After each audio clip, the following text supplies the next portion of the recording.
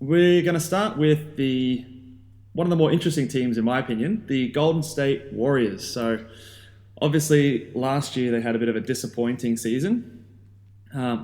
Disappointing relatively because now they get the number 2 pick, which could end up being the best thing that happens to this franchise moving forward. So, I'll start with you, Callum. What do you think the Warriors should do with this number 2 pick?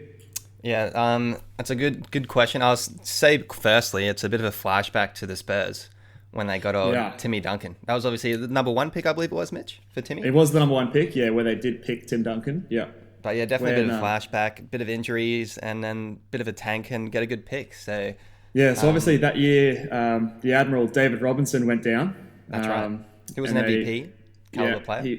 And they tanked it pretty hard, successfully. And then look what happens the next 20 years of their And then another dynasty, just like bang. That. Yeah, so look, I don't know if we've got a Tim Duncan in this draft class. James Wiseman isn't the next Tim Duncan? No? Look, there's about a 0.1% chance that he turns into that, but it's a possibility, I guess. You can never rule it out. I'm not putting money on it. I don't mind James Wiseman. We'll go back to the draft. So look, maybe Wiseman, I don't mind. Edwards is pretty good. I'm not super sold on LaMelo Ball. To be honest, I think if they want to contend, because obviously this team is looking to contend, they're getting Steph Curry back, who is a MVP, back-to-back MVP caliber player. You've got Klay Thompson, who's coming back off his injury. I'll say firstly on Steph, I mean, it's just a wrist injury, isn't it? Like, he should come back 100%. Yeah, it was a broken hand, I think it was. So, yeah, and I don't think it was shooting hand too. Yeah, it wasn't a shooting hand, so I think he'll be fine moving forward. Like, there may just be this little bit of rust, but you know what? A lot of teams are going to be not playing for a long time. Some teams will be only having a couple of months off, so it's a weird time in the NBA. So a lot of things are yet to happen, but I don't think from an injury point of view that it's really going to impact them too much. Yeah, exactly. Klay Thompson's a little bit more of a concern with the knee, because you don't love a knee.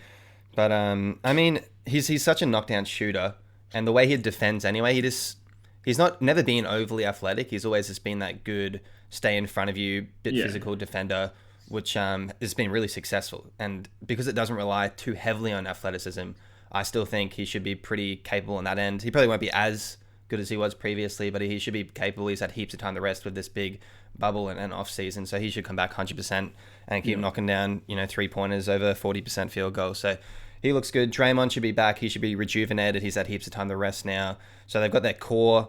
It's still there. That's a core that took them to 2 NBA finals before Kevin Durant came. So there's no reason why they can't do it again. Then on top of that, we got this pick. And I think what they need to do with this pick is they have to trade it, because the window they have now with those players are all around 30-ish. They should try and get another talented player to just boost this roster over the edge and try and win a championship. Yeah, so you're talking about the window. So Steph Curry, 32, Klay Thompson, 30, Draymond, 30. All 3 of their main guys on the wrong side of 30, basically. So that doesn't mean they're going to be falling off a cliff, but it does put a little bit of a time pressure on this team that, they probably have like a 3 to 4 year window before this team starts to decline in terms of just aging out. I mean, I think Steph Curry can be a great player for a long time, but he does sneakily rely on a lot of quickness and things like that. So he runs around those picks like the whole game. So at some point, that type of effort will take its toll on him and he will start to slow down slightly. But in saying that, I agree. They definitely should be trying to trade this pick.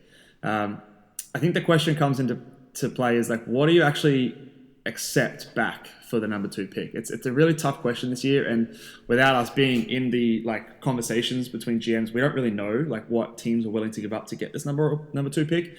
Like we know it's quote unquote a weak draft. Everyone seems to be saying that. Now, last time there was a really weak draft, Giannis Antetokounmpo got picked, so it's always good to have like a piece of the pie or a lottery ticket to be in there. And with the number 2 overall pick, you've got the pick of the litter. But maybe they look to trade down and pick up some further assets on top of that, so that I think some people say that this is a very flat draft. It's not very top heavy. Or if there's an obvious trade out there that you're getting a really good talent back, I think you do that trade. I'm just not sure if it is going to be out there. I don't know. Like, do you have any names off the top of your head that they would accept just a straight swap of number two pick for this player or these players in mind? Yeah, I'm not too sure. I feel like it'd have to be. It makes sense for it to be maybe some kind of expiring contract. Um, but it's hard to say. As you know, there's not many people out on the table. There's been a lot of talk about Chris Paul, and he's obviously not a fit with this team. There's no other real, kind of all-star caliber kind of player. Yeah, yeah, Things can change in the season, but obviously, the draft's before the season, so if they want to get it moving, they have to do it now. yeah. And I guess it comes down to how much you believe in these prospects, and being in the meetings and things like that. There's a lot of things that can happen. A couple of names that came to my mind are a couple of centers. Obviously, this is like a weak position for them, so they've got Draymond there who can play the center, but I don't know if it's what you want to do long term, especially if you're going to come up against a team like the Lakers, who have Anthony Davis. Now, I know Draymond's a great defender, but he's not quite. He doesn't have the length, I don't believe, to guard Anthony Davis, at least not for the whole game. So you want to have some different options to throw at him. So I like throwing out names like Miles Turner, who we know is a bit unhappy in Indiana. Maybe you can get a pairing of him and TJ Warren, or him and Victor Oladipo. Nikola Vucevic, who's on expiring contract in Orlando. I know that Orlando have been stuck in that sort of middle ground for a long time, and they've got Mo Bamba sitting behind him that they may want to give him some more minutes. So maybe a combination of him and Evan Fournier might be the go. The difficult thing is making the salaries match up, so perhaps then you have to throw in Andrew Wiggins, which isn't necessarily an awful thing. If we move on to him for a second, he's still got 3 more years left at basically 30 plus million a year, so it's a pretty awful contract. But yeah, what are your thoughts with Andrew Wiggins? Like, do you think you need to attach him to the pick, or do you don't mind keeping him? I actually don't mind Andrew Wiggins. When you look at the way their roster's set up in terms of contracts, you got Steph Curry locked in for 3 years. Starting the season, you got 2 years out of him. You got 4 years out of Clay. You got 3 years from Wiggins, and you got 4 years for Draymond. So that core is locked down. So I don't mind just spinning the dice of Andrew Wiggins now. Try and get some value, because I feel like his value is just down right now. And for him to play alongside Klay Thompson and Steph Curry, who are two of the most, they're going to take so much attention on the court that it's just going to create more space for Andrew Wiggins to shine. Obviously not in a huger role, but I feel like his efficiency, which has always kind of been a bit of a knock to him, I can see that being boosted, and then potentially get some trade value out of that. Or if it works, there's no reason why Steve Kerr can't unlock him, even on the defensive end, and for him to be a big part to what could be a championship run. So I'm not going to be completely surprised if it's a breakout season for Wiggins, just because of the amount of space he's going to work with a great coach in Steve Kerr and with the players he's with. Yeah. He's still 25. He's still young. People have knocked him because he's got this huge contract, because, he's definitely been getting overpaid, but he's got 3 more years in this deal. I think it's a great fit for him. I think he can really shine. So if that clicks for them, maybe that is the missing piece that they need. In terms of, I think they do need a center, though, as you did touch on. Making some of those change. Even like Vucevic, he could be in the trade market. Yeah. He's not an amazing pick. Offensively, he'd be great. It'd be cool to see him. It's the defense that's a bit of an issue for him, hey? Yeah, that's it. And you need to close out those games with, I think, Draymond Green, because that's what they had. That's what brought them to so much success. It could be a bit different against the Lakers, which is a good point that you brought up. So maybe they do want to bring someone in who is capable on that end. So maybe they do try and make a move for. I think Miles Turner would actually be a great fit for this team. So I do like the addition of Miles Turner, and I think if you had Miles Turner and, let's say, TJ Warren for Andrew Wiggins and the number 2 pick, I think at least for next year that makes you a better team. Maybe for the next 2 years. It's just that whether you want to do that and sacrifice the years following that. That's the question that they want to ask themselves. The other asset that they do have is the Minnesota Timberwolves first round pick for next year, which is, I believe, top 4 protected. So that could actually turn into a quite a big asset. I believe the next year's draft is supposed to be a lot better. So let's say that this is like a number 5 pick next year. Then they can use that and start to get a bit more youth into this team in that draft class. And it may be just as good of a talent as the number 2 pick this year. So, but in saying that, it could also not convert, and they push that back another year. So lot of things to happen, and I guess it comes down to like what do you value these draft picks? Like, do you value James Wiseman? Do you think he's going to be like a good defensive player that could guard Anthony Davis in spurts in the first year of his career? I think that's questionable personally, just based on what I've seen, and that is very little, just like everyone else. So it is a big gamble, but one that could pay off, I guess. Well, let's talk about the center position because I feel like that probably is one weakness, especially against the Lakers. Yeah. So do you think Eric Pascal can play the center? I don't believe so. No, I think he's too small, and just especially now. I know I'm using this example a lot, but like the Lakers are the team to beat. Like they just won the championship. Yeah. They're not going to go away anywhere next year. You got to basically go through them to get to the NBA Finals. So you do have to have someone or multiple players that you can throw at Anthony Davis, and I don't think Eric Pascal is the guy. Like he's a good young player, but defensively, I just don't see him slowing Anthony Davis down at all. Yeah, well, I think that's a fair point. I would agree with you on that point. You could probably put him on him for little spurts, but I don't think he's going to do much. You got someone like Kevin Looney who has, to be honest, the past few years has been completely injury prone. So I'm not going to. I have no faith in Kevin Looney anymore. Sadly, I think he's a good player, but it's just. Well, he's a good role player when he can be, but it's just the injury. He's still 24. Maybe he can bring it back, but I have concerns about him. Yeah, he's shown flashes, and I do like him. If he is healthy, I think he is someone that you can, in spurts, put on Anthony Davis. But yeah, that question mark about his health is there. So it's not someone that I want to rely on. You got Marquise Chris as well, who I think Steve Kerr can unlock to be a reasonable role player off the bench. But I think that's kind of the limit of where he can. He's still 23, but I think that's really the limit for the next season at least. Maybe he can shine in a few more years to a starting role, but I wouldn't put money on that. I think he'd just be a role player off the bench. He's athletic. I think you put Marquise Chris on Anthony Davis, he fouls out in 4 minutes.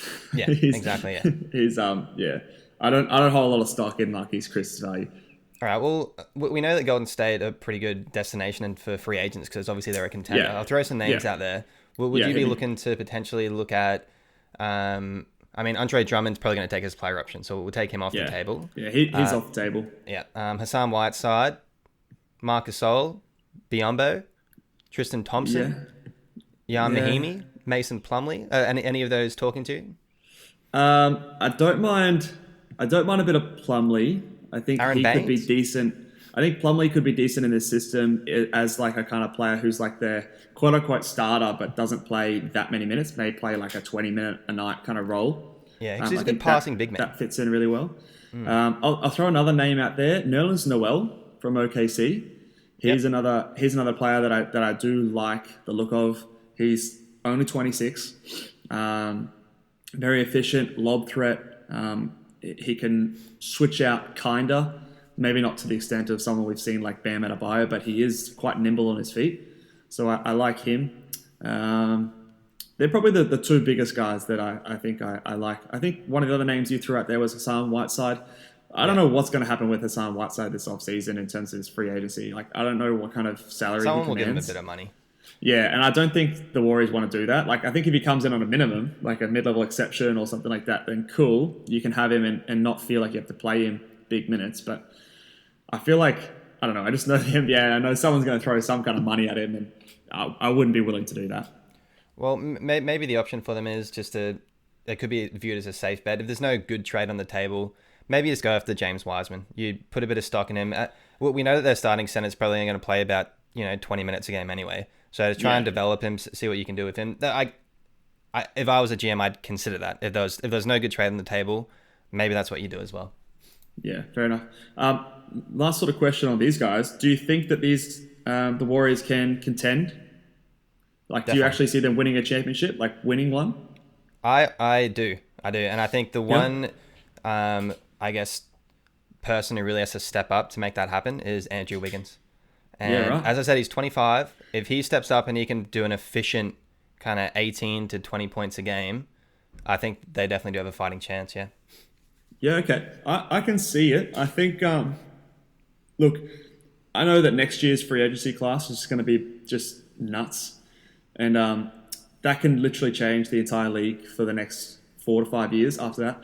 I think they have a legitimate shot to win it next year if they play their cards right. If they can turn this number 2 pick into a ready-made player, or they can sign some decent bench depth, whether it's through free agency or the buyout market, I think they have a legitimate shot next year. There's a lot of question marks with the chemistry of the Clippers. Denver might not be ready just to take their next step next year. The Lakers are a year older. They've got a very old roster. They had a fortunate run in terms of injuries. Let's say something goes wrong there. I think they have a legitimate shot next year. After that, I think it starts to get a bit dicey depending on if you make that trade. Whereas I think you may extend the window if you choose to do the draft pick. So it's a tough choice. It's a tough sort of situation to be in, but 2 good options, I would say. But I can definitely see them win. I think next year is their best shot, though, to win the championship. Yep, I agree.